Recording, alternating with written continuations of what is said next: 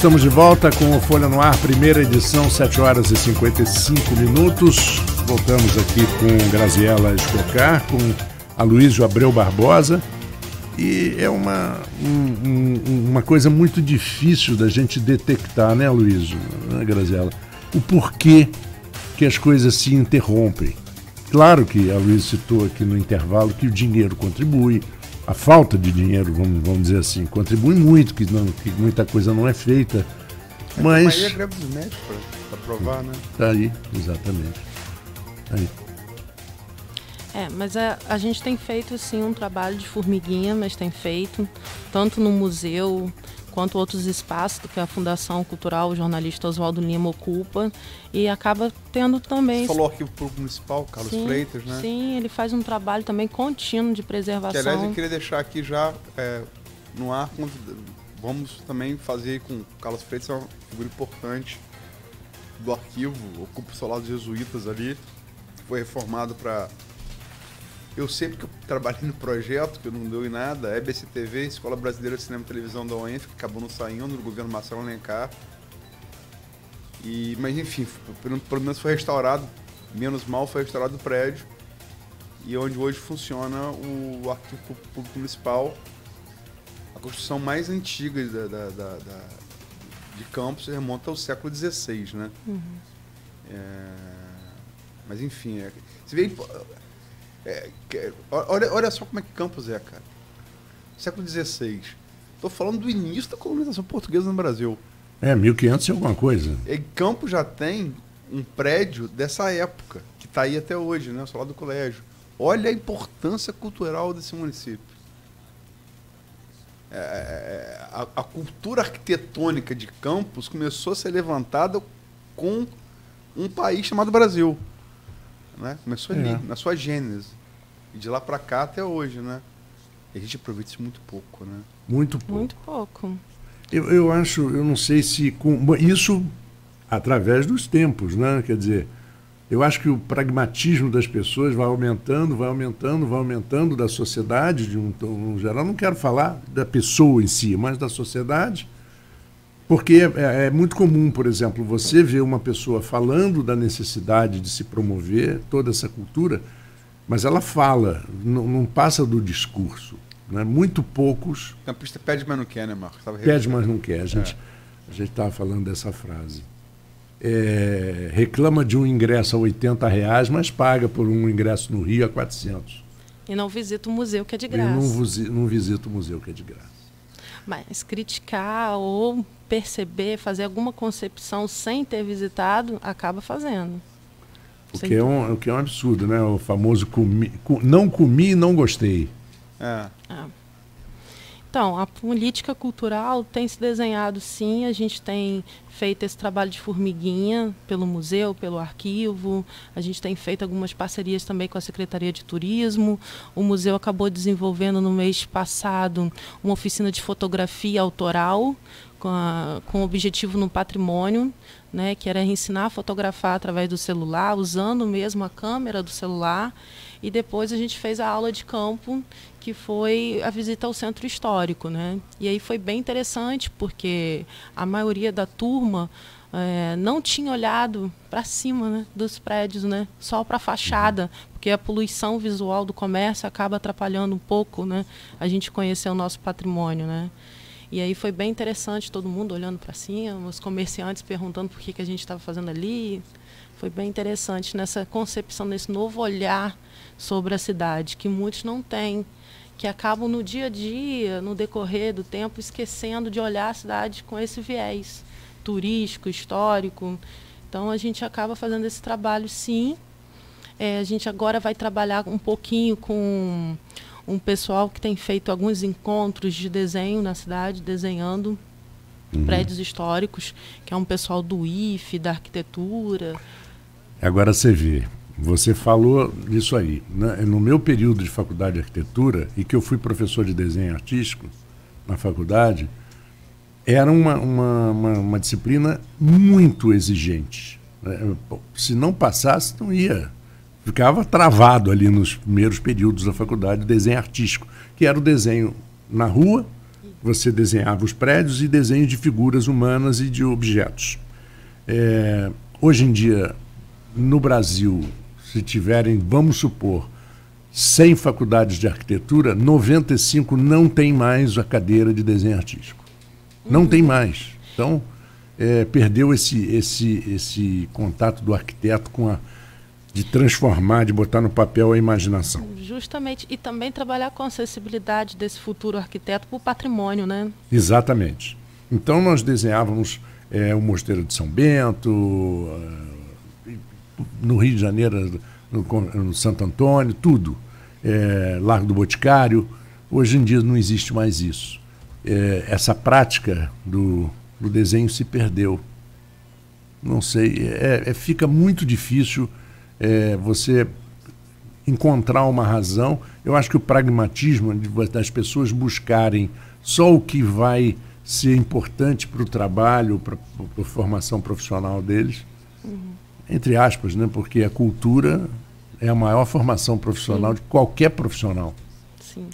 Eu acho que a gente está aí maior formação básica. Para cutucar mesmo a população, para mostrar mesmo o que acontece culturalmente na cidade. Por isso que o museu está ali, não só para falar da história, né, mas da cultura da região, né? Então, quando a gente recebe alguma exposição, seja falando sobre as bandas centenárias, seja falando sobre a festa de São Salvador ou da história da Cavalhada, a gente fala sobre essas manifestações culturais, sobre a cultura que acontece na região. E como eu falei lá no começo, coisas que aparecem, que ficam invisíveis, né? Que é a cultura urbana, a cultura popular. A gente tem feito mais coisas no museu, revelando, né, o que tem ocorrido na cidade. A gente passa no centro e existem algumas construções antigas, na Rua 7 de Setembro, aqui nessa região, perto da João Pessoa, que são incrivelmente lindas. E algumas restauradas, você vê, gente, que lindo que é esse prédio, ele foi restaurado. E custa dinheiro restaurar. Sim. Né? Como é que você vê, por exemplo, eu sei que não é a sua área específica, mas você, uma família possui um imóvel histórico, esse imóvel ele é proibido, a família é proibida de qualquer tipo de atuação imobiliária nesse imóvel, de derrubar, construir, mas também não recebe nenhuma contribuição para manter e a manutenção é uma coisa que se gasta dinheiro. Então, às vezes, os prédios históricos ficam totalmente abandonados, caem, né? Corre até risco para as pessoas, como foi esse hotel aqui na Rua Carlos Lacerda, o Hotel Flávio, que caiu a parte de trás e daqui a pouco vai cair a parte da frente. Sim. Como é que você vê isso? Então, realmente, a questão do IPHAN, né, no Brasil, ele surge num período muito interessante, 1930, mas também há alguns retrocessos de lá para cá. Então, essa questão do proprietário ser dono, de herdar um prédio histórico, realmente ele acaba ali pegando uma herança, se ele não tem condições de manter, né? Então ele não tem como conceber aquilo preservado para a população.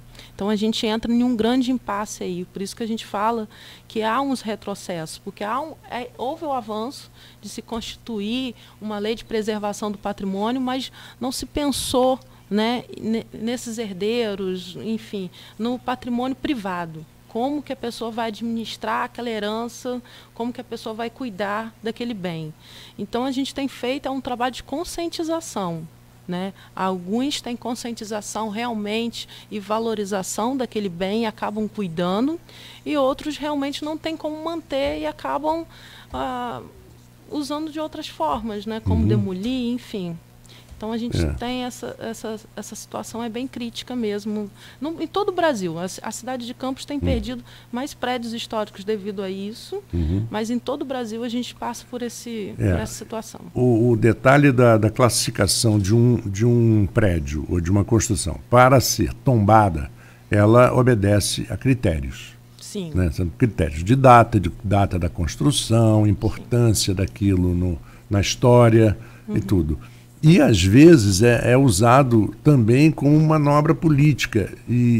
Por exemplo, em São Paulo teve um caso famoso, que foi a casa da Maria Pia Matarazzo, na Avenida Paulista, que não se encaixava em nenhum dos 8 ou 10 artigos para tombamento. Nenhum. Era uma casa muito mais nova, dos anos 40, 30, muito mais nova, só porque pertenceu ao Matarazzo, que foi o grande industrial do começo de São Paulo, por um desacerto político entre a prefeita na época de São Paulo e a Maria Pia, que pessoalmente se chocaram. A prefeita, à noite, numa sessão, decretou o tombamento da casa, que já estava negociada para se construir um prédio na Avenida Paulista, que já estava toda mudada, já todas as grandes casas da Paulista já tinham acabado, e numa noite, de madrugada também, a Maria Pia derrubou a casa. Na calada da noite. Na calada da noite. A casa não tinha nada de histórico. Ao contrário, não... Você teve aqui, calada da noite, o prédio de Chacrinha. Opa, foi. Você está até hoje ali, numa área central da cidade, do lado do VIP Center, né? A área lá que, inclusive, é perigoso. Tem um matagal ali tomado, em pleno centro da cidade. Pode ser... há denúncias de que é usado para consumo de crack enfim, para alguém quiser abordar uma mulher ali para agarrar na rua e levar fácil, né? Facilmente, né? E foi na calada da madrugada. Você não precisa ir muito de São Paulo, não. Os Matarazzo, não. Que teve aqui em Campos, 50 casas. Você citou isso outro dia aqui. Porque a gente falava do Palácio da Cultura. Parece que houve um acerto, né, da construtora em relação a esse prédio do Chacrinha. Não é isso que gerou a reforma do Palácio da Cultura agora?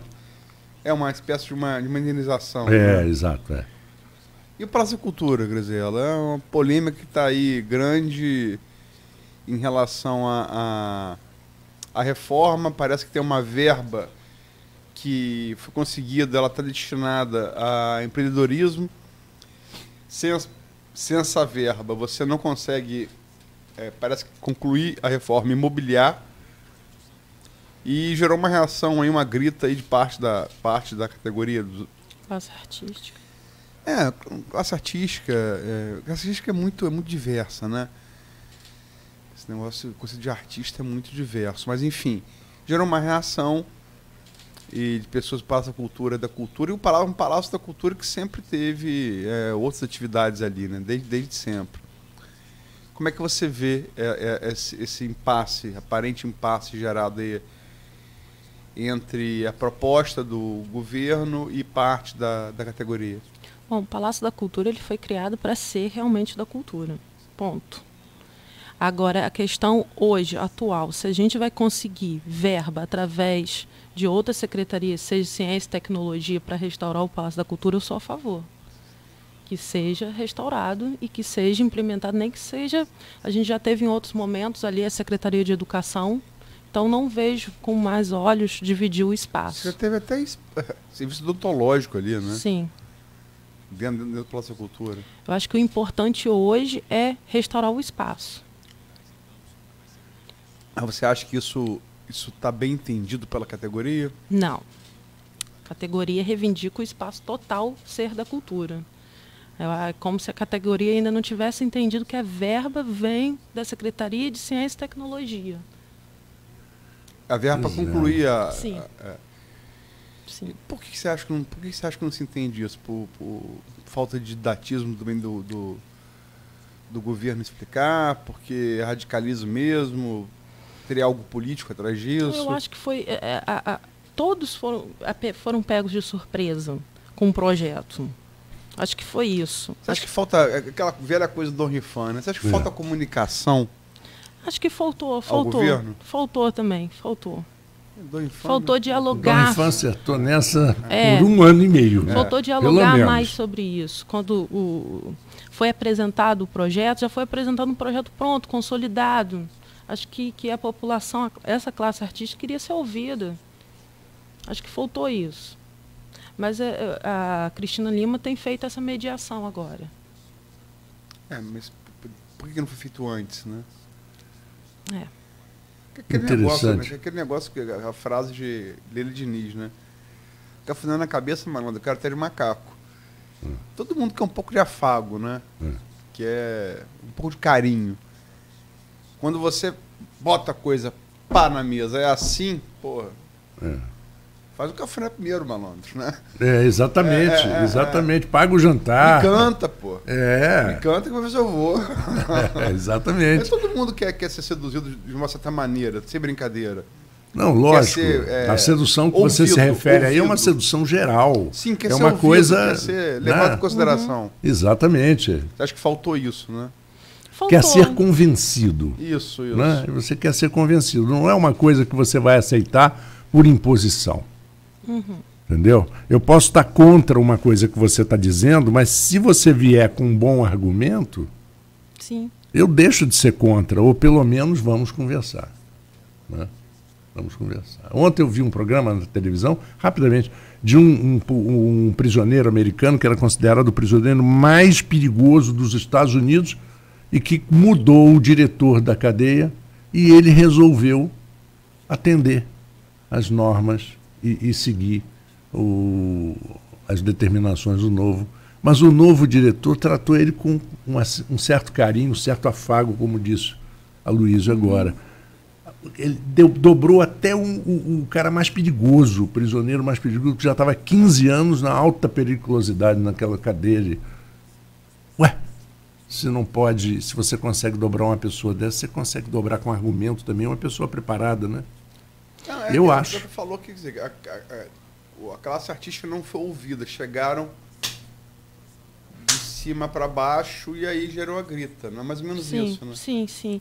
Também vale a pena perceber, por exemplo, a Secretaria de Cultura do Estado do Rio é Secretaria de Economia Criativa hoje. Então, assim, a tendência no Brasil inteiro tem sido realmente a cultura estar renegada ali a outro patamar, associada a outra. Isso já começou já faz algum tempo, né? Porque a Secretaria de Cultura foi extinta, digamos assim, e passou a ficar subordinada à Secretaria de Educação. Isso já tem ocorrido há algum tempo. Então, a questão da sustentabilidade, a questão da economia criativa está todo nesse bojo aí. Né? Então, se a gente parar para pensar, o Palácio da Cultura não é só a questão em Campos que está ocorrendo isso. Estava conversando, acabei de vir do Rio, estava conversando com o pessoal do Rio. O pessoal da Secretaria de Cultura está se sentindo também menosprezado, se sentindo menor, sendo colocado, renegado a um espaço também que eles consideram inferior, não tem mais a Secretaria de Cultura do Estado do Rio de Janeiro. Enfim, acabam dividindo também esses espaços, mas para continuar atuantes. Então, assim, cabe ressaltar isso. Que eu acho que é importante que a gente parar também. Às vezes a gente olha muito para cá, para a nossa cidade, e a gente não olha também o que tem ocorrido no Brasil todo. Também, quando eu digo isso, não quer dizer também que eu diga para as pessoas pararem de lutar pelo Palácio da Cultura, ou, enfim, pela cultura da cidade, não. E aceitar, não. Quando eu digo isso, é uma forma de mostrar o que vem ocorrendo. Entendeu? Que isso não é só em Campos que está ocorrendo. Isso tem ocorrido no Brasil inteiro.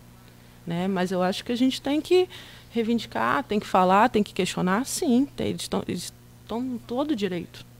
Eu vou pedir a você e a Luísio 2 minutinhos para a gente fazer um pequeno intervalo e já voltamos com o último segmento da entrevista e para falar um pouquinho do museu também, né?